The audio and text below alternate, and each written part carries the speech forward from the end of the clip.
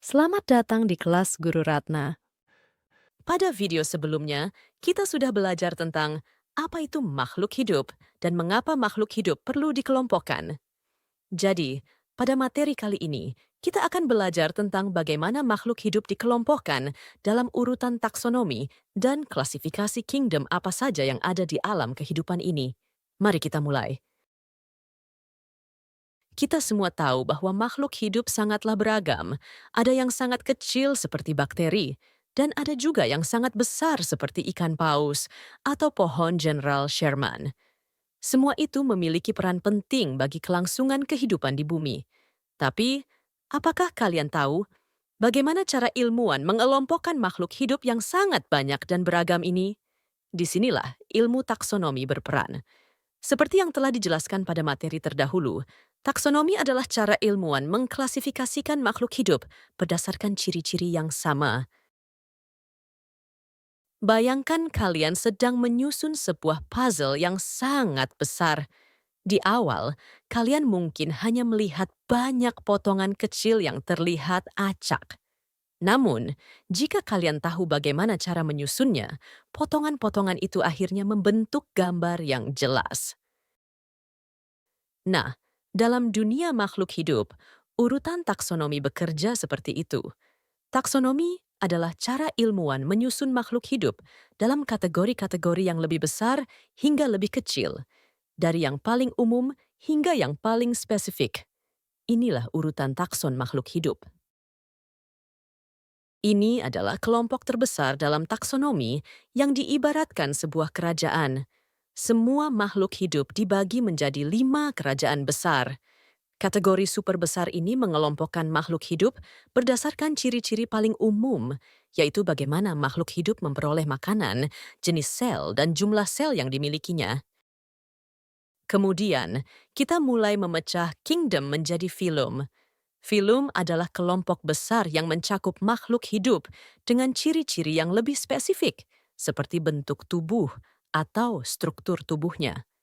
Misalnya, dalam kerajaan animalia atau hewan, kita dapat memiliki filum chordata yang berisi hewan-hewan bertulang belakang, seperti Pisces, amfibi, aves, dan mamalia.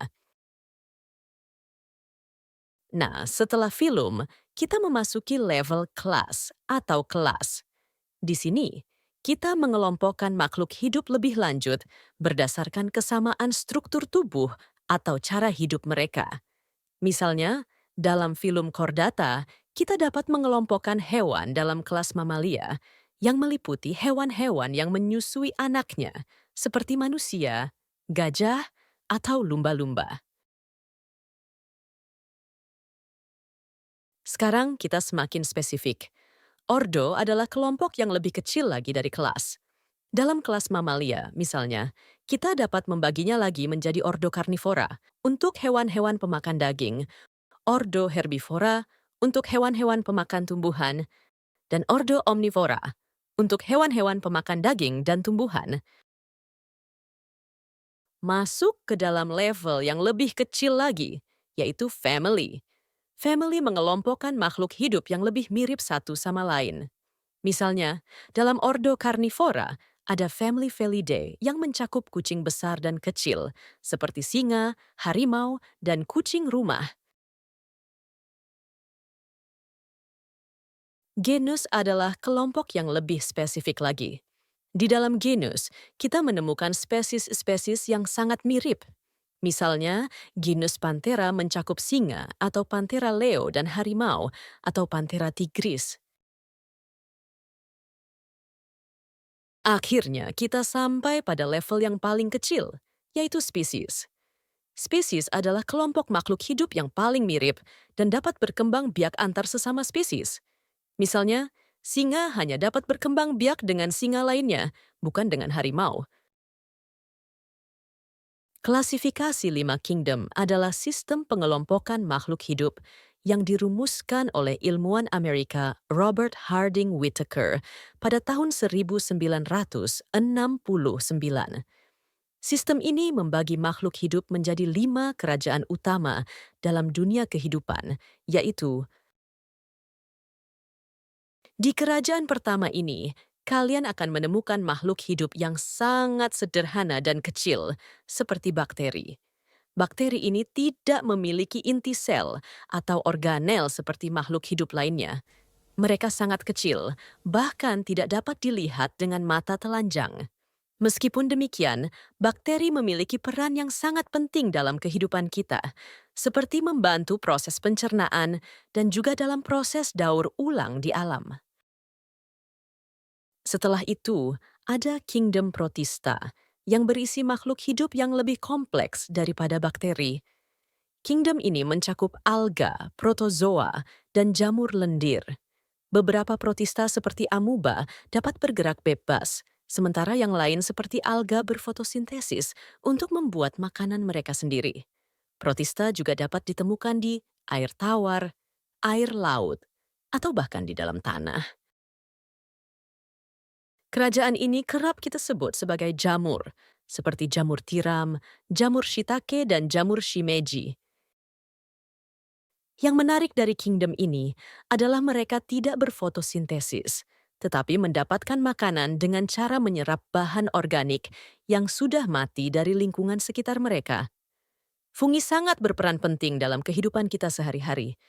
Salah satu contohnya adalah ragi tempe atau Rhizopus oligosporus. Proses pembuatan tempe dimulai dengan menambahkan jamur ini ke dalam kedelai yang telah direbus dan didinginkan. Jamur ini akan tumbuh di sekitar kedelai, memfermentasi dan mengubah kandungan gizi di dalamnya. Selanjutnya ada kingdom plantae yang berisi semua tanaman. Tanaman memiliki ciri khas, yaitu mereka dapat berfotosintesis, yakni mengubah cahaya matahari menjadi energi untuk tumbuh. Ada banyak jenis tanaman yang dapat kita temui di sekitar kita, mulai dari pohon-pohon besar, bunga berwarna-warni, hingga rumput-rumput kecil di halaman rumah.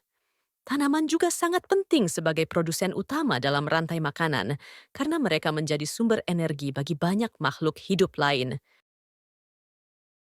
Dan terakhir, ada kingdom animalia yang berisi semua hewan. Kerajaan ini mencakup segala jenis hewan, mulai dari yang terkecil seperti serangga hingga yang terbesar seperti paus biru.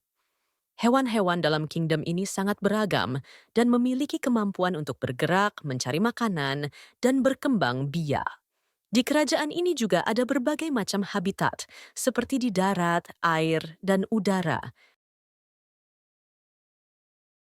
Sekarang kalian sudah mengerti akan klasifikasi makhluk hidup, mulai dari kingdom hingga yang paling spesifik, yaitu spesies.